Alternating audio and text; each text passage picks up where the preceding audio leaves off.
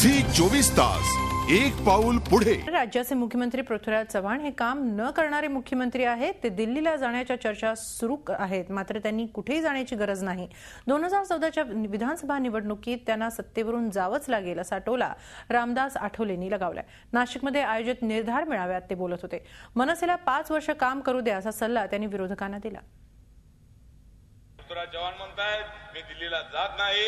माझं म्हणणं असं आहे की तुमचं 1-1.5 वर्ष राहिलेलं आहे, दिल्लीला जाऊन काय फायदा नाही, नाहीतर तिकडचंही जाईल आणि इकडचंही जाईल। त्यामुळं तुम्ही आता दिल्लीला जाण्याची आवश्यकता अजिबात नाही आहे।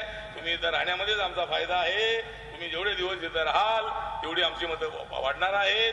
त्यामुळे तुम्ही चांगले मुख्यमंत्री आहात, पण काम न करणारे मुख्यमंत्री आहात। सगळे आमदार म्हणतात आमची कामं होत नाहीत, आमची कामं होत नाहीत। आम्ही सांगितलं तुमची कामं होत नाहीत तर 2014 मध्ये आम्ही सगळी कामं करून टाकतो।